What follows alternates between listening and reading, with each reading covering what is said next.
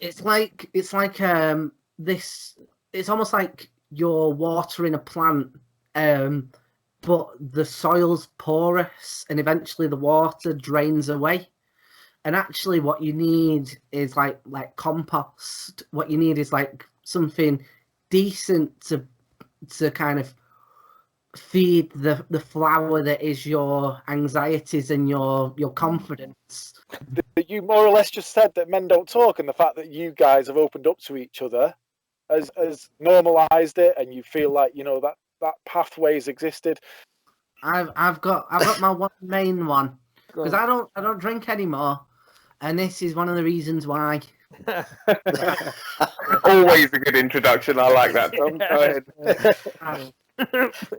At which point you then walked out into the garden and did a shit in the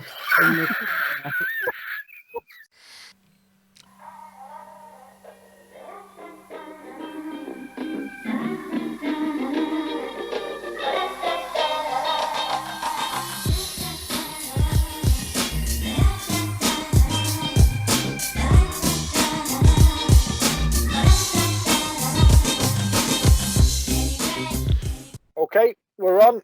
Welcome to Men Don't Talk. Paddy, you've got two special guests for us this week. Can you introduce your guests, please? I can, if I can read my own writing. I've got Barrie Heap and Tom Short. I've done a little tiny bit of research, so feel free to tell me that this is completely incorrect. So starting with Barrie. Barrie has been doing comedy about 4 years. He did some, he was with a theatre company and did Acting Up, part of Acting Up, and it was about the coming out monologues for the annual celebration of the LGBT community. He's a promoter of Cheshire Cat comedy and an MC. He's obviously a stand-up comedian and a cabaret artist, Berglitz, and he did an Unbearable at the Edinburgh Fringe 2019 and is a regular Edinburgh performer. And then there's Tom Short. It says in his comedy CV that he started serious stand-up in 2013. He's been an Edinburgh regular since 2014, and 2019 did the Wheel of Misfortune. He's got an extensive YouTube channel, which includes Tom Visits, where he looks at local places of historical interest and puts his own view on them. And he also does the Dummies Cinema Club, which is his interpretation of film classics. Is that about right? Yes, that is correct. I'm glad you didn't use any reviews, because that would be not as good. I'm just glad it's an absolute pleasure. There's the Wheel of Misfortune, right? A woman called Fiona described it as not funny, not witty, the worst 5 minutes of my life. You get what you pay for, and it was a free Fringe show. So all those years at Edinburgh have not necessarily worked out for me. Don't worry, Tom, it's a free podcast as well, so we're not going to piss anyone off. Bet you when the coronavirus shut down the Edinburgh Fringe, Fiona was well pleased that I weren't going. Gents, it's an absolute pleasure to have you on today. So I don't know whether you've heard about Men Don't Talk, but we are a podcast kind of set about mental health and kind of tapping into things and hopefully a light and comical way. So I'll let Andy kind of lead away with the questions. Yeah, I want to try out a little new feature, actually. We normally ask what's getting on our moves at the minute, so stuff that's pissing us off. But what I want to do is get a consensus in the room of, over the last couple of weeks, are we a happy camp between us, or are we a fucking negative camp between us? I've got to say, at the minute, I'm feeling some kind of positives from Corona, and I don't know why, because I'm normally a right miserable bastard, but I'm feeling a bit like, I don't know, when I go out for walks, people are more friendly. I'm feeling like, the financial situation for us is still okay, and spending more time with the kids, and although that's hard, it's also quite rewarding and stuff as well. But obviously, I've hopefully, medical wise, not been touched by it, or the people that I love not been touched by it, but it's also bringing about change from my kind of work situation, who have previously been very, we don't do work from home. Well, now I think they're going to have to change that, and there are some changes. Don't get me wrong. If you've been involved in the medical side of things, then I really do feel for people. For if anyone's lost anyone, massively, I can't even bear thinking about what that must be like. But within everything, there are positives as well, aren't there? And I'm feeling relatively positive about it. So. How is everyone? Should we go to the guest, Tom? How are you coping with Corona at the minute, or not with the disease itself? Hopefully. Well, I've got asthma, so I've got to be particularly vigilant that I don't get it. But I'm also a scruff, so that's up for debate about how well I'm doing. I didn't think I would, because I'm very anti-capitalist. Like I read the Communist Manifesto and the value of money, and I was like, oh my god, nothing is real. You're so exploited. And then about a week into the coronavirus lockdown, I was like, do you know what? I really miss McDonald's breakfast.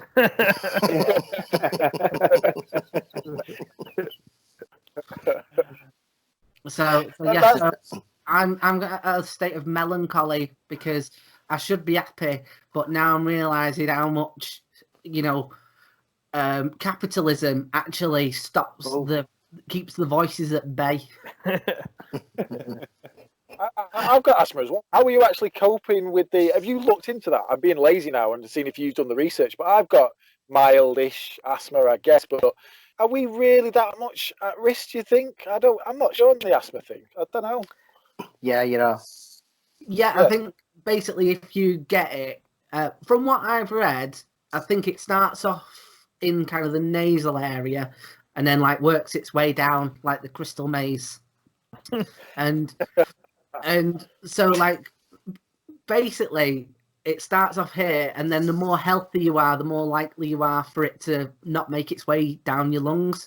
And I think that if you've got asthma, it kind of helps. Obviously, I'm not a medical doctor or anything, but it kind of does. It certainly doesn't help that expansion for it, because the further down your lungs it gets, I think the quicker you've got of it turning into pneumonia.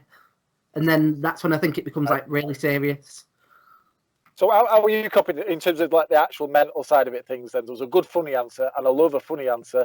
But emotionally and all that lot, are you? Does it affect your mental health? This scare and all that kind of stuff, or not? Every day. Do you know what? I thought I'd be dead. I thought I'd be fine with it. But I've got this is the first public thing I've ever said this on, but I've been diagnosed with impulsive borderline personality disorder, and as my kind of emotions go, the more and more I want to be impulsive and do impulsive things.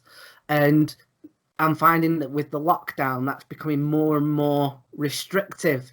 So it almost feels like I've got this anxiety growing in me and growing in me and growing in me, but I've got no real way of giving it an outlet, which is really frustrating because there's not very much reading online from what I've seen of borderline personality disorder, plus the situation we're in now. Oh wow! So how do you normally cope with that then? You say you do some mad shit or whatever, but what are your coping techniques with that normally? Well, because it's a recent thing. I'm only kind of just coming to terms with it, but I'm finding that if I look back on my life, there is these various big things that I did during heightened times of stress, like deciding to go to university, deciding to do stand-up. 2 years ago, I completely threw away my entire set and then started afresh again, which I can now look back on and go, that was actually an very impulsive thing to do. And sometimes it works, and sometimes you end up face up in the gutter going, I've got a very sore head. That's a great answer. What about you, Barry? Are you coping with the stresses and strains? It's been really strange for me because I'm living alone at the moment in a 1-bedroom flat. So outside of everything else, I'm actually claustrophobic. Now, in case anybody doesn't know, claustrophobia is not just like whenever you see it, it's always this fear of being trapped somewhere, being enclosed, being in a cave, being in a cupboard, something like that. It's actually kind of like the fear of confined spaces and the fear of restriction. So the first thing that happened is when the lockdown sort of happened, I was like, am I going to be able to live in a 1-bedroom flat for the best part of 3 months? And I was like, do you know what? I'll give it a go. And people were like that going to me, how are you going to manage? How are you not going to have a breakdown? How are you going to do that? And I was like, well, I'll hang out the window for as much as I can. But I just accepted. I just said to myself, at some point, I'm going to have a meltdown. At some point, this meltdown is going to happen. It's like, there's no point fighting it. It's going to happen. And I've got about 3 weeks into it, and I'm doing absolutely fine. It's ridiculous. The thing is, I am an opportunist as well. So I always look at things slightly different. It's like, how can I get away with that? And yes, I'm living in a 1-bedroom apartment. It's also one of those that's got like a car park, which is landscaped. So you know those awkward bits of land where there's like, you know, a palm tree and a bush. I'm still sunbathing on them and reading a book. The way to do it. In the car park, and they must be going, he is absolutely flipped out. What's he doing in the car park reading a book? But then they've all started doing it now. So I walked out the other day to go to work because I'm still working through. There was a woman sat by the side of a car doing yoga. So, you know, that's a revolution. Use the car parks. Does the bush need trimming, or is it all right? I didn't get that close.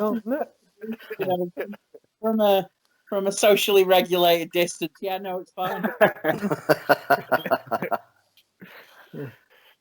That's fascinating that you've both kind of openly come out. I love the start of saying that you kind of got what, I don't know what you class it as. Is it a condition or whatever? But my theory, definitely on mental health, is that I heard someone give a talk the other day at work that, oh, you'll be surprised. It's something like 1 in 4 people suffer from mental health.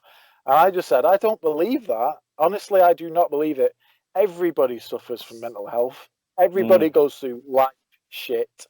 Life can be very shit as an adult sometimes. And we all go through it to varying degrees at varying points. And I just don't believe that 1 in 3 is anywhere near what it's about. I just think everyone goes through life shit, and hopefully the life shit comes with one thing and then later another thing. But if you get 2, 3, 4 things at the same time, then that's when we really struggle and stuff. But that's a 1 in 3 talk about it. The rest. Yeah. I think you're right there. I think a lot of people are in denial, aren't they? You know, if you've been that angry guy all your life and you've seen anger around you, you'll think that's just a part of your nature.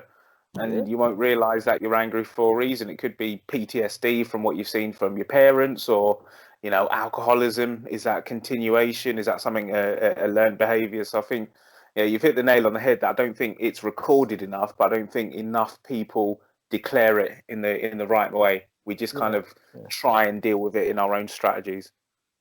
Yeah.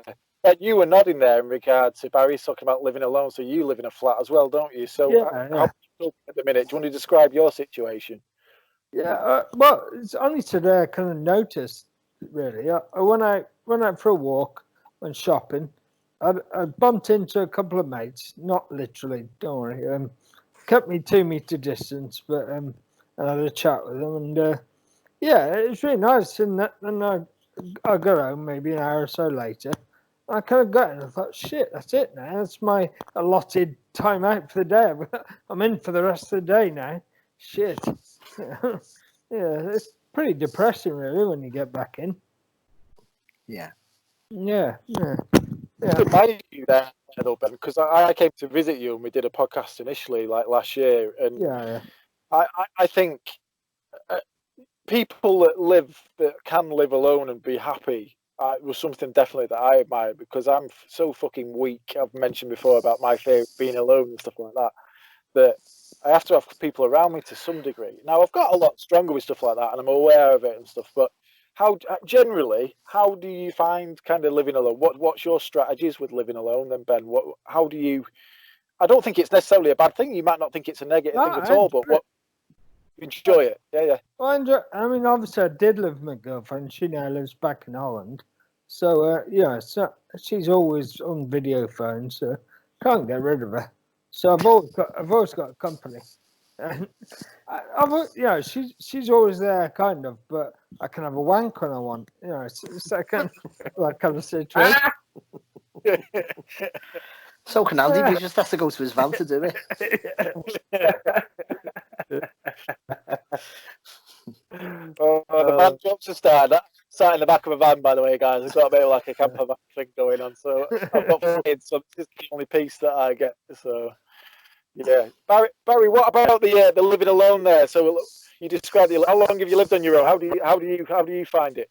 I've lived on my own now for possibly about 4 years, and I'm looking to kind of buy a flat to live on there, to live on my own again. Do you know what the thing is though? As well, I thought about this the other week, because I was like that going, yeah, I'm living on my own, yeah, but I'm always on the phone to people. I'm always chatting to people, like, online with people. And then I had this thought the other day, and I thought, there's people now that have been locked in with the families and with the partners now for a month.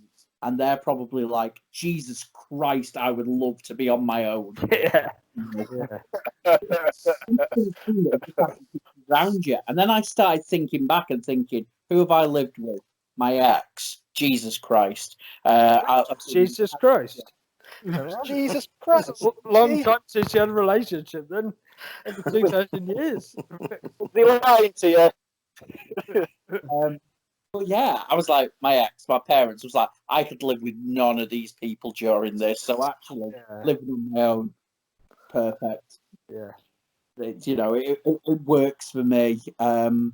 It's just very strange because I've gone from having such an active lifestyle of, even though I was living on my own, I was probably very rarely in the house. I was gigging 2 or 3 nights a week. I was always out, quite an active social life. So now I'm sat on the sofa watching Netflix. What? And it used to be like, oh God, what am I doing? Oh, I don't have any plans tonight. Oh, I could just stay in and watch that. And then now that's like every day. So it's really offended everything. But no, the actual living by myself is absolutely fine. I'd rather be in this situation than having to be surrounded constantly. What sort of routine have you put together? Well, I get up. I'm always up because I am working from home. Some days I'm having to go out and do different things. So I'm always making sure that I'm up, first of all. The alarm goes off. I give myself an hour. Normally, of course, you'd get up. You've got to commute to work. You've got to get ready for work. I'm like, put some pajamas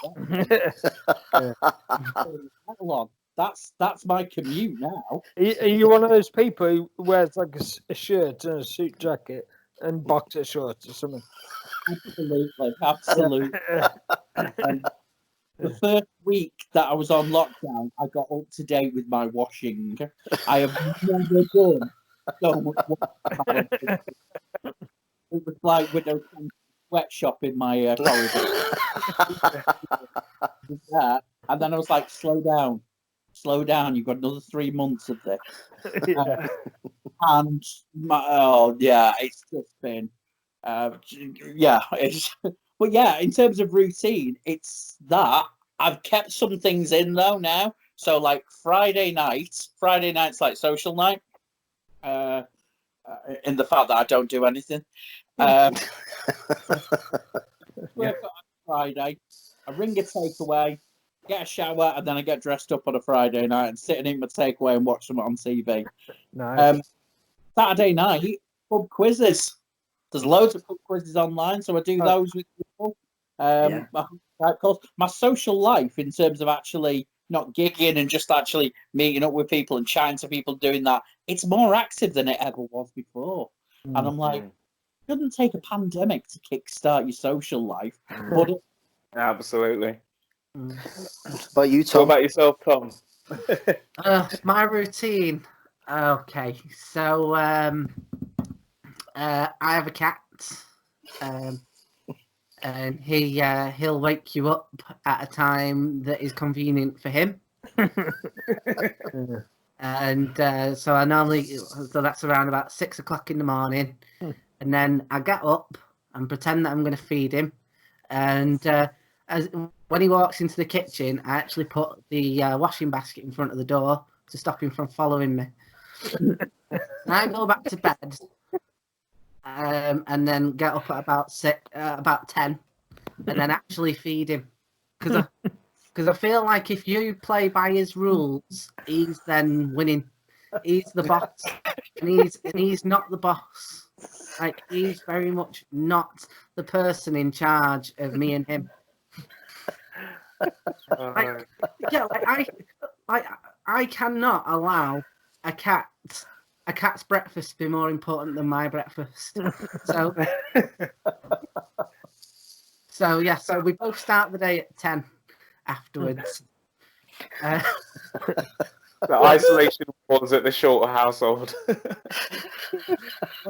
But we're all quarantined, humans and cats. Now, both of you seem like very kind of powerful, strong performers. How have you coped with those kind of low times and negative times where either you've had a poor performance, a poor review, poor criticism, or just felt shit before going on stage? How do you kind of mentally deal with that and bounce back? Barry, do you want to go first?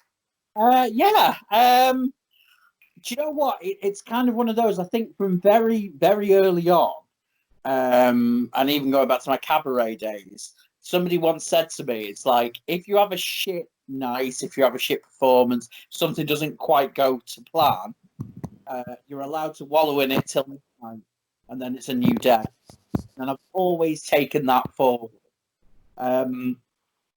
What I've learned to be like a bit more critical as well, to actually go, did that performance not work because something isn't working with me? Is it something I'm doing that's not working? I do a bit on stage where it's sort of like an ad-libbed 50 Shades of Grey, where I get the audience to write it for me. And I don't know how many times I've done that, but only like 3 times has it never got an applause break. And at the end of that, I've always kind of gone, right, well, that was just tonight. That was just that crowd didn't like it. I know that bit normally works. So I can always walk away with confidence on that. But I think the more you develop as a performer, the more you start to look past what's happened there and kind of look at everything as a whole and kind of take that all away together and kind of go, actually, I'm confident in what I'm doing is right at the moment. And what about in kind of general life as well? So outside of performance, you kind of day-to-day work life, home life, how have you bounced back in those low times? In a way, I'm kind of very critical of myself. Me and Tom have had this conversation before, in the fact that we kind of go, if I'm doing something right and I like it, I know I'm doing well on that. Just in terms of coming back from stuff, do you know what? Stuff's going to happen. And the big thing as well, I think that we can take from all of this as well, it's all right to be angry sometimes. If it doesn't work out for you, it's okay to be angry. At the moment, it's all right to be frustrated. It's all right to be upset. It's all right to have those emotions. I think it's the minute you start stamping those down and go, oh, well, I'm fine, I'm okay. That's where the real problems can begin. I've said right from the start, from the whole lockdown, I'm just going to be raw and emotionally honest, and I'm just going to put it out there, because once it's out there, it's out there. The next day I'll wake up and go, not arsed, new day. Yeah. It's a new dawn, it's a new day. That's just always been sort of my approach. It's like, as long as you keep moving forward, if you need to learn lessons, learn them. But if not, you know what? You're probably doing all right. Absolutely. And what about yourself, Tom? Oh, well, I mean, if so, the question is, how do I cope with a bad gig? No, how do you cope with Because I could say I've had a lot. low times, having mental health issues, but also having a life where you have to perform or have to have like a general job, day-to-day life? How do you cope with it? Your coping strategies? How do you bounce back from those low moments? I think that something that okay. So if you go on my YouTube, there are some like slightly more serious videos that might be of interest to the people who listen to this podcast. Called they're all under like a Tom Does This banner, and this is called the Tom Interviews ones, which are me just interviewing comedians. And there was a really interesting one with a guy called Kevin Berry, and we spoke about like what comedians seem to be kind of like looking for, because we're all seem to be like after some form of acceptance, but we kind of get that from the laughter. Like it's like a hole in you that you're like filling that hole.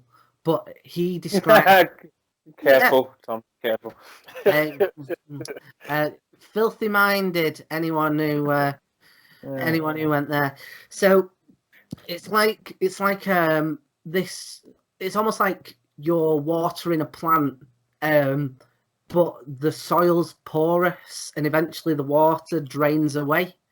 And actually, what you need is like compost. What you need is like something decent to kind of feed the flower that is your anxieties and your confidence. And in looking for laughter and only having that water, you're only going to be getting so much, and eventually that flower could like wilt and die if you don't give it the actual nutrients that it needs. So, and right, I feel like I've gone non-funny again. Right, so no, carry on. No. This is what it's about. Right. So, from what I've read about Carl Jung, so he says that like we're all used to playing roles, because people think that like comedians play a role, but anyone who's ever been for a job interview has put on like it's not you, but it's a different version of you, and you're still being truthful. But you have to realize that only exists for a limited period of time. It doesn't exist forever, because it's too taxing on your mental health, and it creates the shadow, which is like what he claims is where like all your negative kind of emotions and all your negative, or in that instance what would be conceived negative, gets kind of sent into your unconscious. And eventually it's like what Barry says, the more that you go, oh, it's fine, not showing that aspect to myself, the more you press it down, the more likely it is to come out in like unexpected ways, and it's usually kind of negative behavior.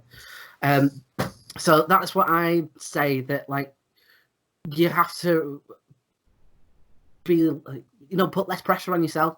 That version of you that exists in these different social circles, it's like, because people think that they're lying. Do you know what I mean? Like they go, oh, I'm this way with my work colleagues, I'm this way with the people in my Amdram, I'm this way with the people in the pub. And if those people were to ever come together, I wouldn't know how to act. Like, you're still being you. You're not being untruthful to who you are. You're just putting on a slightly different hat for these different situations, and that's fine. But you have to realise that when you take off that hat, you're still you. When you put on that hat, you're still you. And when you realise that and give yourself less pressure, like with and without that hat on, I think it ultimately means that you'll end up being less like what Barry said of like pushing it down and going, I'm fine. This aspect of myself doesn't exist, because it does, and it's fine.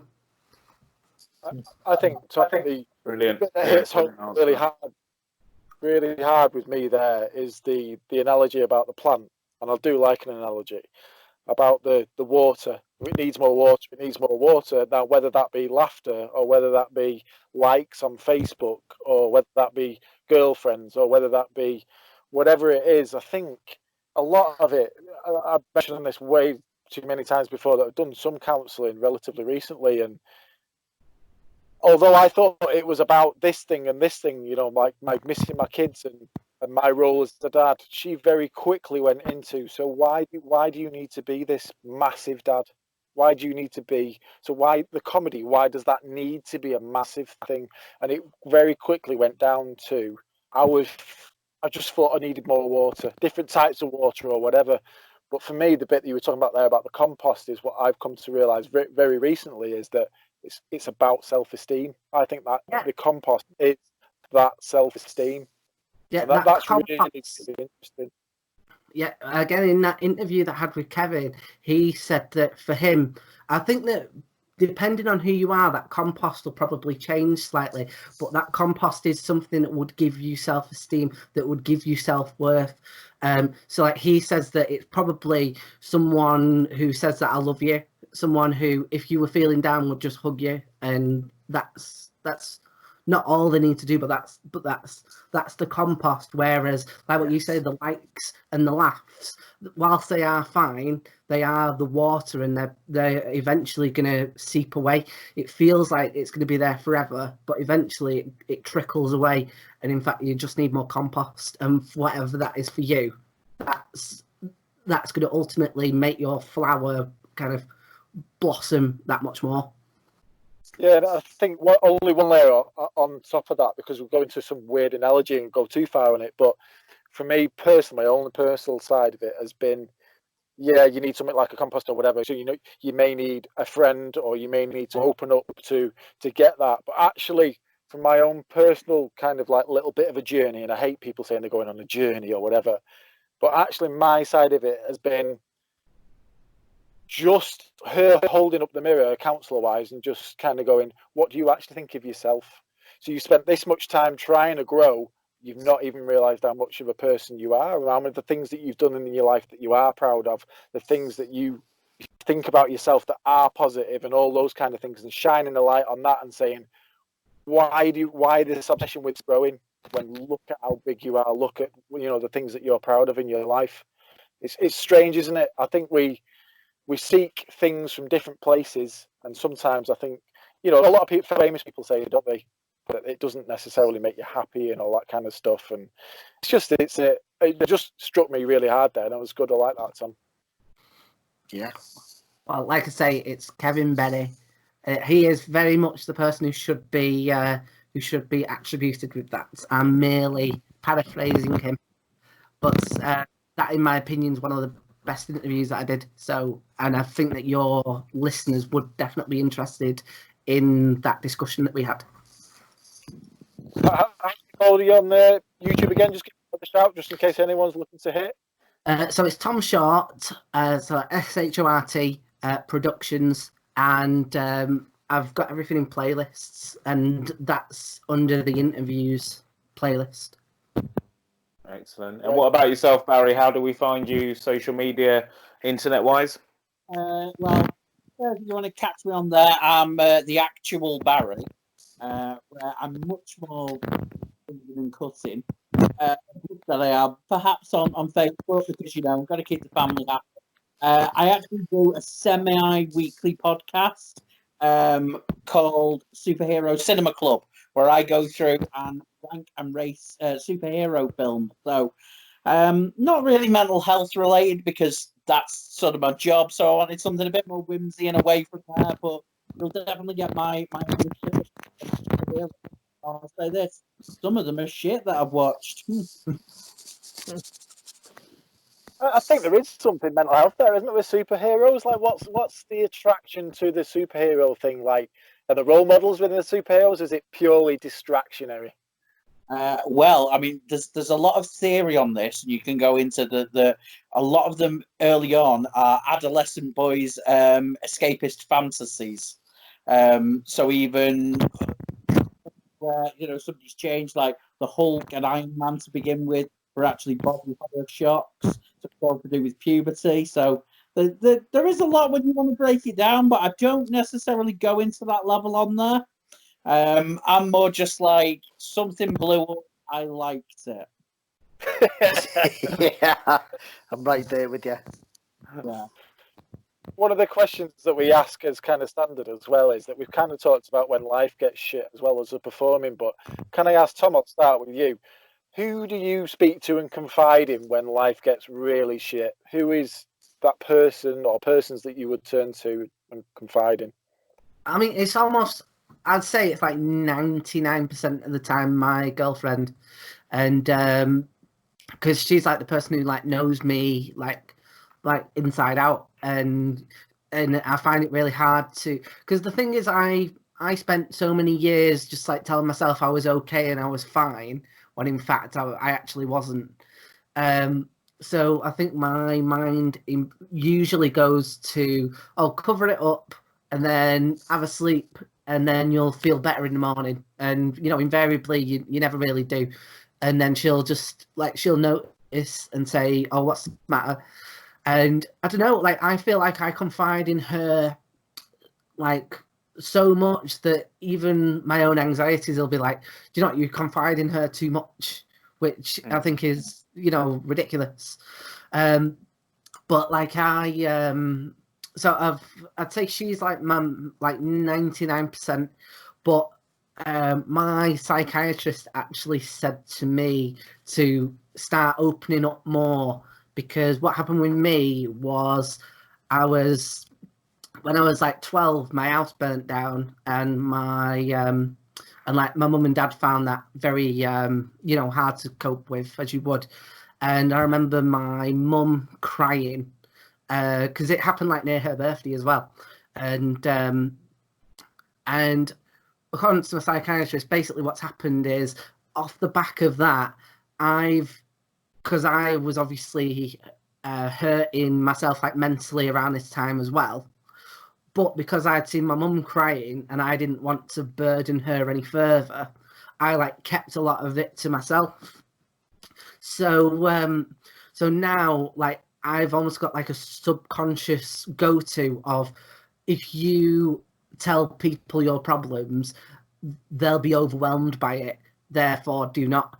So I've been trying to like open up a little bit more. So like I opened up to Barry the other week, about 3 or 4 weeks ago, because I had a suicide attempt, and basically obviously I told my girlfriend, and my psychiatrist was just like, do you know what, why don't you try and just tell a few of your like closest friends, and it'll hopefully open you up, release some of the burden a little bit, and you'll probably be surprised that like their kind of, not their response, but that they're not overwhelmed by it.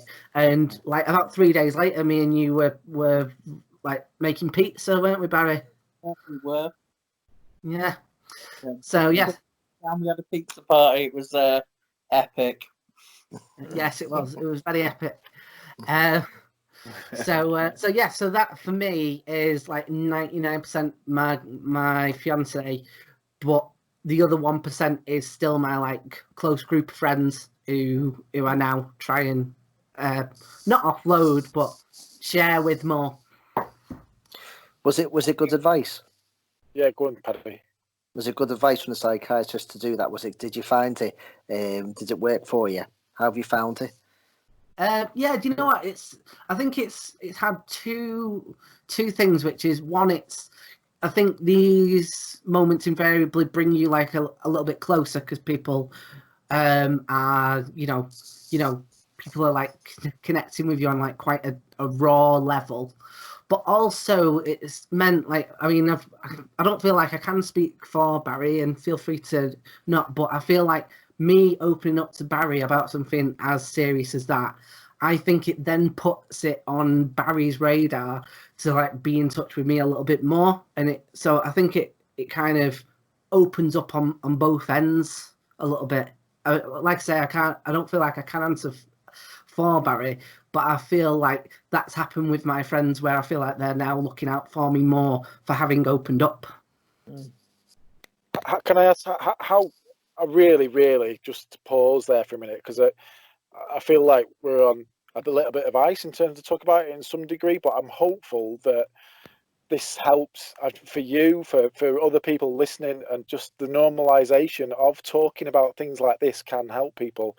Can I just ask you though, how did it feel talking about that then? Kind of, I know it's a public domain and stuff, but you're opening up to people right now. Like, how does that feel? Well, that's the thing. Like when I got told what this podcast was going to be, and obviously just before we started, and you were like, it could potentially help other people. I mean, my thing's always been, I'd like to. For me, like when I was in uni, I set up the University of Salford Comedy Society because there wasn't one.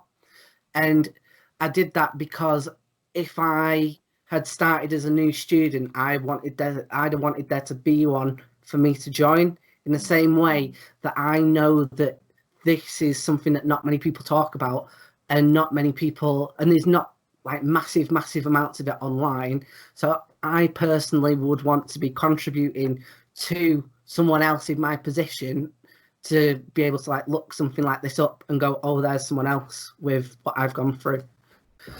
So in terms of opening up, I honestly don't mind. For me, it all just feels like matter of fact. Like it just is what it is. You know, it's but in terms of me opening up on this particular podcast, it is with that in mind that I'm hoping that it could potentially help someone who, like me 3 weeks ago, if I'd have been able to watch this and go, oh, there's someone else. Yeah. It's helping me right now. I think it's fucking, it's brutally honest, and it's great. I just like the normalization of people feeling shit about life, and the stuff that we had last week from another comedian was great, and it was that, like, shit times will stop following you at some point, and pull through, and as long as we talk about it, we share it and that kind of thing. So I really appreciate that, Tom, and I think there'll be people, listeners out there, that really appreciate that honesty. Indeed, absolutely. Yeah, absolutely. 100%. It sounds like Tom might be your confidant. So who do you talk to when life gets really shitty or down? To be honest, I'm kind of one of those that I have a lot of what I say acquaintances, but I have very few kind of friends. But of those friends, if I'm having a work problem, a relationship problem, I know who I can go to about that. So it'll be different people get the different sides of me, and different people, will get the different frustrations of me, because I know other people's experiences, the people that are close to me, and I know who's best equipped. Sometimes for me, I need that harsh smack back to reality of actually going, do you know what? This isn't that bad. Sometimes I need people to say, actually, you were right. It's okay. It's okay to feel like that. And it's that sort of validation that I need back. But for me, like I say, I'm very selective, that I know who are the best people to go to in different situations. Just circling back to actually something that Tom said about when he opened up to me about his suicide attempt on there. It was one of those that the minute he kind of did that, I was like, right, okay, let's talk about it. Because Tom had explained to me exactly why he told me that he needed to start opening up like that. And I was like, okay, that's fine. You can tell me anything, and there's no judgment attached to it. And it's that sort of thing. I always, when somebody approaches me with stuff, I always go, how would I want to be treated in this? It's that inbuilt empathy that you can't train. I am actually a qualified counsellor, I should probably say. But when I was on the counselling training course, there were people who were there with zero empathy. They didn't finish the course. You can have all the qualifications you want, unless you've got empathy for people, you ain't going to connect with them. Yeah. That's always been my thing. That's 100% who I am. And yeah, I mean, me and Tom being able to talk about different things and being able to express different things. It's not so much that I'm aware of him more now on that. It's just sort of that thing that I go, actually, he's told me this. So that's broken down a lot of barriers and stuff that I can now tell him. Because taken, which, let's face it, can be a risk with people, a risk of telling me something so bloody personal. Yeah. I can do the same back now.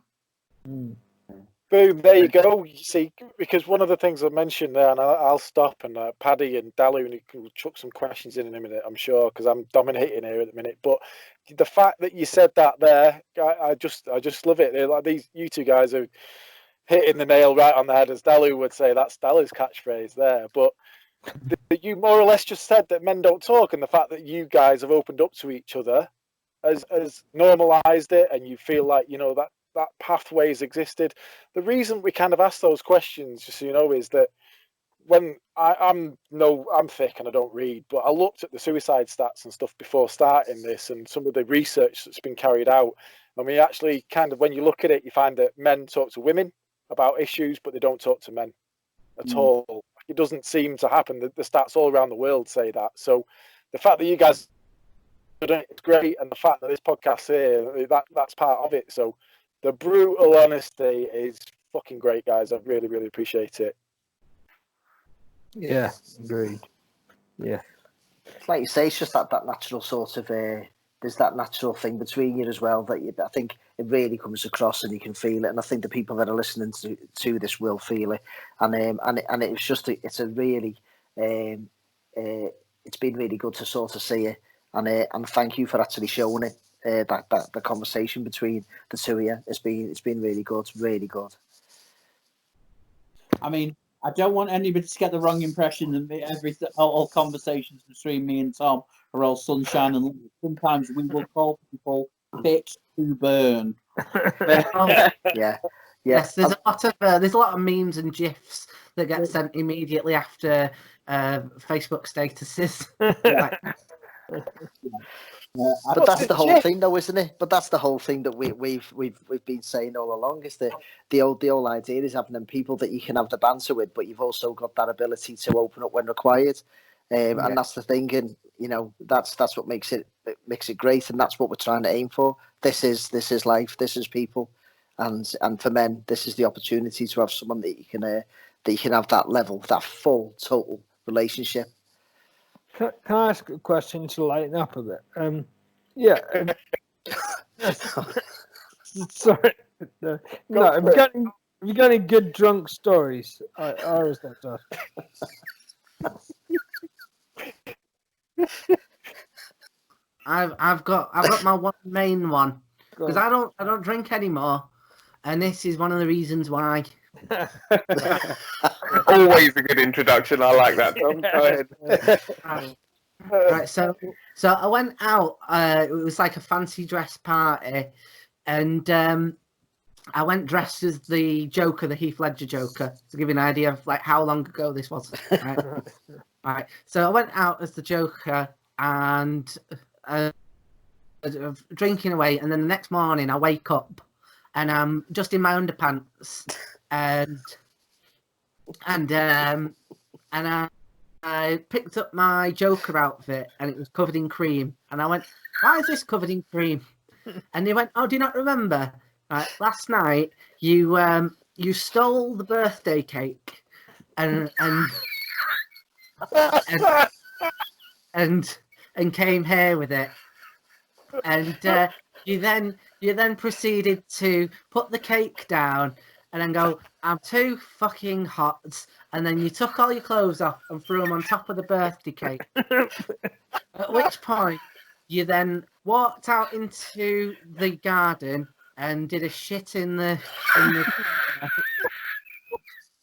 and then you cut the top off of a lemonade bottle and then vomited in it and then threw it over the fence and then you passed out and here we are.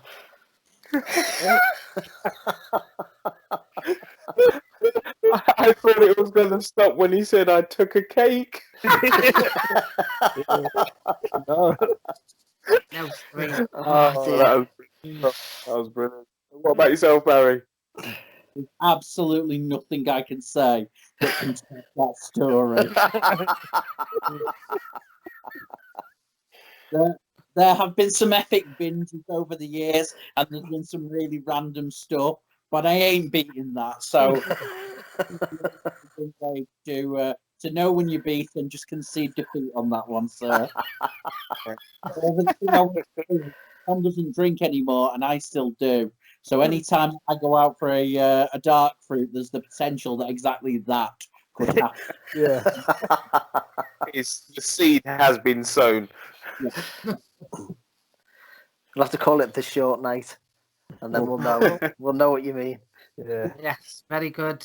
That could be my next Edinburgh show. Guys, so there's another kind of standard question we ask as well, which we like is we did an episode a few weeks ago about what would you say to a younger you. So a guy you might have struggled in your life at previous points when you were younger and so on as well. So what's your advice to someone, to you 10 years ago, 15 years ago, whatever? Tom, go on. Okay, so, well, I used to do a joke in my set where I used to say, like, people, if they could speak to their younger selves, they'd say this. And I feel like my 15-year-old self would cut me off before I could give any advice and go, I can't believe you let us get fucking fat again.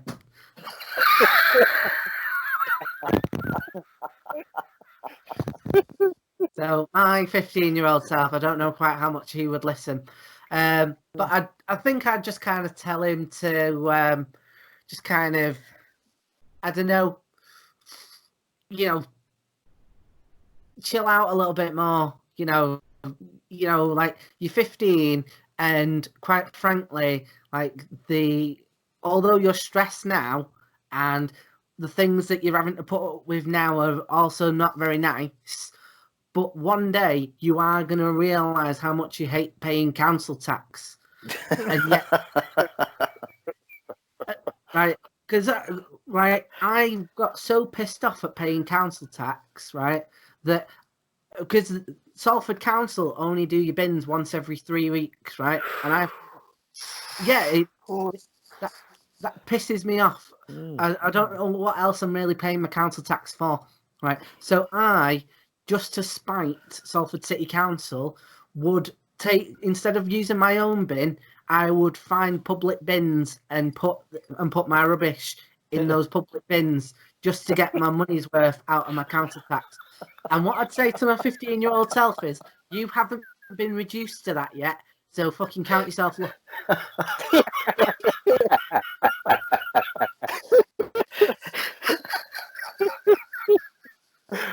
Oh, I love it. Love it. It's true. When my girlfriend was moving back to Holland, she's like, "Will you be okay on your own?" I was like, "Yeah, I'll be fine, babe. Don't worry. Get a single person's council tax now, 25% off." She's like, "No, I'm really, yeah." What about yourself, Barry? What would you advise the younger self, a 20-year-old version of you? Well, I found a journal that I'd written when I was 15, which was like really bad, really pretentious poetry. And I'd be like, cut that shit out to begin with. none of it's good. And the other one would be, do you know what? Just come out earlier, because the devastating thing is when you're younger and you're in the closet, a lot of stuff gets built up in your mind as to how people are going to react to you. And I will say the overwhelming mood that I got when I came out to people, apathy. Completely utter apathy. Like, do you know what? Actually, they already know it's not that big a deal. Get out there, but probably sleep with less people. Nah. Oh, Yeah. Can I just say at this point, I would say to my younger self, get yourself out there and try to sleep with more people. I agree with that entirely. Because quite Sorry, frankly, Ben. the younger, thinner you is wasted right now, sir. Lose that V card now. Ben's got a lovely piece of advice for every man on the show. Ben, mind just quoting your famous line? Of course you can. Go for it. Oh, me. Slick. Yeah. Smooth this show. And, yeah. My advice to any young man is get an erection, use it. Not in an illegal way, obviously. Barry, Sorry, Barry. Can I delve into that bit there? And I've never really been close, friendship-wise, that much to someone from the gay community, if you like. But I made a friend at work a couple of years ago, and he's a friend of mine, and he is brutally honest about everything. But he talks. Everyone's got the coming out story, I guess. But is that one of your kind of like mental health bits of being younger, or were there lots of other things as well? Like, is there a story in there? Was that very difficult to come out? Do you know what? The actual coming out process and actually going, I remember my parents was the big one. The minute I told them I was gay, it was just like, right, it's out there now. And that was that. My dad was kind of like, oh, God, yeah, no, I've always known. I had to explain it to you more. I had to do a whole bit on stage about it, and the fact that it was a complete and utter letdown on there. I mean, I said at the start, I actually produced a play, and I've done 3 settings of, and I've done this over many years, called the Coming Out Monologues. Now, what that is it's other people's coming out stories that I've sat with, I've listened to their coming out stories, and then I've wrote that into a monologue and it's performed. I'm going to be putting those online shortly, and I'm looking for people to read them and to volunteer on them, just because my experience isn't universal. There's a lot of people who have faced a lot of adversity and actually really struggled with it. So what I wanted to do is put together this sort of collection of stories that will grow over the years. Mental health is something that a lot of people struggle with.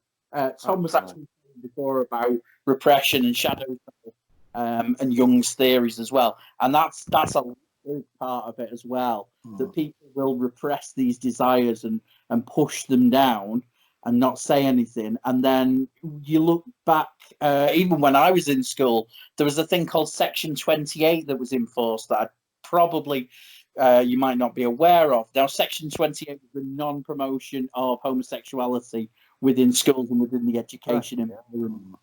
So just to give an example, if there was a kid being bullied for being gay, the teachers could deal with the bullying part, but they could never address that with the pupil.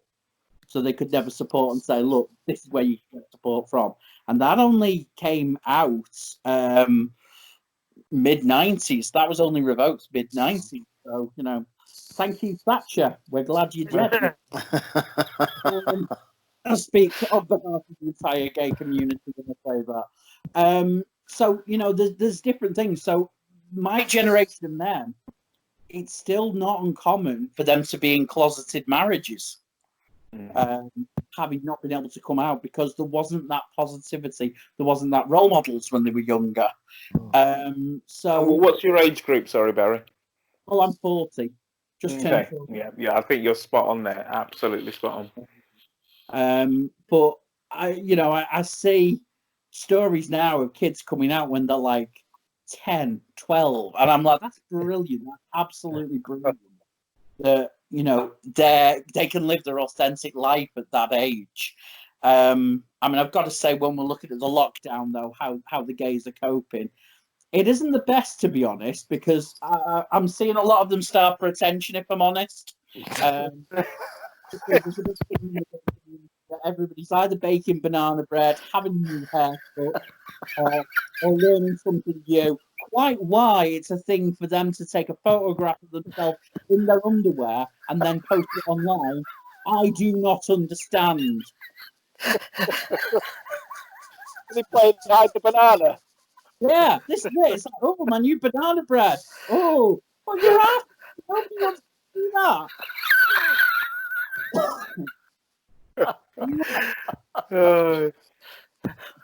Harry, you mentioned about the counselling thing there. What was that? Is that what your kind of your main profession is? But something pushed you towards doing some kind of counselling qualifications. So basically, counselling was never my goal. I never aimed to become a counsellor. I wanted a career change, and I wanted to work in careers advice. I'd be the worst suit. I'd be like, yeah, go on, be an engineer. Don't know, you look like an engineer. That's, I'd be the worst person to give careers advice ever. But I wanted to do it for some reason. I saw a course at the local college, which was a 12-week introduction to counselling. And I thought, I'll pop along, I'll do that. That'll be a good line on my CV. Done in 12 weeks, get a new job. Started it and went, oh my God, I really understand this. I really get this. And I just got it I just related to it completely and completely got every concept that was thrown at me. I just carried on until I had my diploma and I was a qualified counsellor. So, I spent the first few years working in a rehabilitation clinic. I've done a lot of work around bereavement, which is actually, sounds morbid. It's one of my favourite bits of counselling to do. And then obviously worked with people around the sexuality as well. So they're sort of the topics that I bounce in and around. And usually, weirdly, every client that I've worked with has had some connection to one of those. I have to ask you one final question. Do you do charity gigs? It's a common question I ask the guests. I will say this, far too many over the years. There's been a lot of charity gigs that I've done that I've wrote Tom in, because if I've got to suffer, somebody else has to.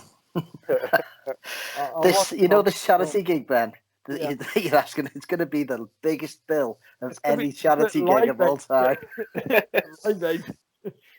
Yeah, well, Tom was supposed to do the one that's coming up on May the 9th, which I might have to cancel. It's looking like it's not going to go ahead, unfortunately. So, yeah. And you can tell by Tom's face, he's just remembered. Yeah. You know what? Right, my memory is so bad. It's just like a colander. So, like, I think I said that even in the lead up to this, I said, remind me on the Monday before, Yeah. because I'll forget. So that's nothing. Honestly, sometimes I take my girlfriend to gigs just so she can be like, you've met that person before. Yeah. I thought he was going to say you take her to gigs and then forget you took her. Yeah. Oh, believe me, I would be very in trouble. There's a great gig together here for the Hells Angels. Yeah, I remember that. We had a lovely time. We were kind of like, this might be a bit rough-ass. We might get like out of us. We're ready to run at any moment. And Tom bought Rhiannon as well. We were kind of like there at the gig, And then I noticed that every single one of the comedians had turned up wearing a leather jacket. Had as well. And I was kind of like, oh, right, great. I'm glad I didn't get the group memo and I'm wearing a pink flamingo t-shirt.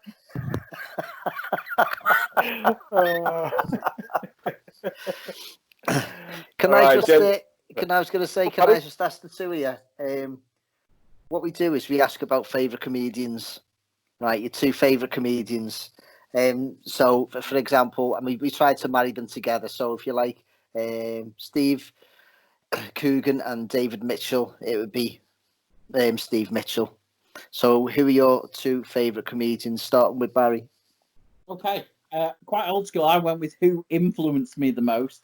So I've ended up with Billy Howard.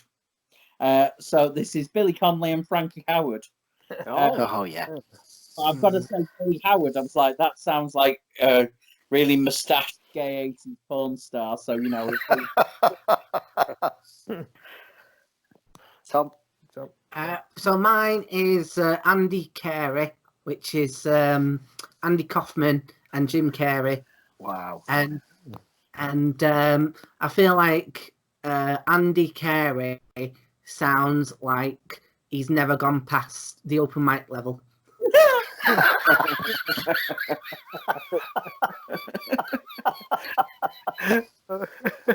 he's just going, hello, Rutherford. Don't take the piss out of him, Tom. He's going to be a host on Men Don't Talk soon with the rest of us. I feel like Andy Carey. Were they both in Man on the Moon? No, so In Man on the Moon, Andy Kaufman. yes, so the R.E.M. song. Jim Carrey was in it. Yeah, so Jim Carrey played Andy Kaufman in the biography. The Andy and Jim documentary is really good. I don't know if it's still on Netflix, but that's like really interesting because it seems like they wanted to go in like a different direction with that film, and it'd be like slightly more kind of like Kaufman-esque. But from the sounds of things, like the producers kind of, I think, pulled the plug and made it more just a straight up biography. Yeah. Right. There's a question there, definitely. We're getting towards the end there, so we get to final questions, but I'm going to take two because I'm a greedy bastard. You mentioned about Netflix there. People in lockdown right now, a lot of people not a lot of people listening, but there's some people listening, hopefully. What would you recommend, guys? What's the one thing they've got to click onto now if they've not watched it? Doesn't have to be Netflix, it can be anything online. What should they be watching during this lockdown? If no one's ready, I'm going to say Narcos and Tiger King. I was going to say Tiger King. I am so sick of Tiger King. I'd say the Ben Shovin YouTube channel. Go on, Barry, what's yours? What's your nomination? Oh, God. I mean, I got Disney Plus the other week, and that's kept me from speaking to every fucker.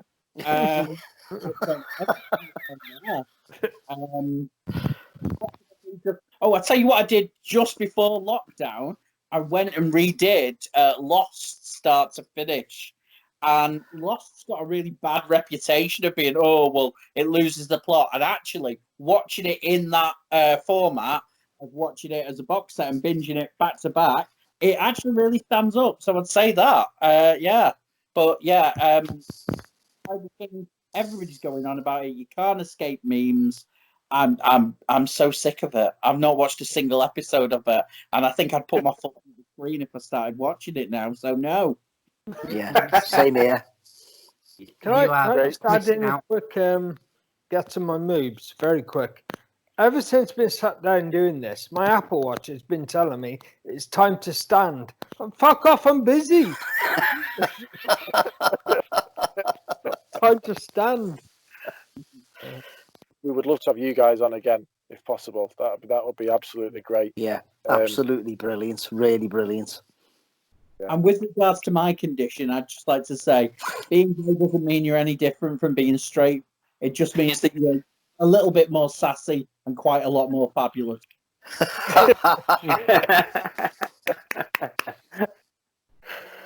Right, on that note, guys, I'm hopeful that you've enjoyed yourself. It's been brilliant. Like, genuinely, I'm not blowing any smoke. That's been really, really good. Exactly what we're after. Yeah, Hopefully what the superb. listeners are after. Any last questions from anyone? I've done mine. No, just to say thank you so much. You were my guests, and I feel extremely proud that you were my guests, and I'm made up. I thought it was brilliant. Yeah. Well, thank you. Really great. Yeah, I think the answers to your questions spot on. Like me colleague said, you hit the nail on the head. I think people are going to be touched by it. They're going to, they're going to be reached by it, and that's kind of the main journey of everything that we do here. So yeah, just a big thank you from Men Don't Talk, lads.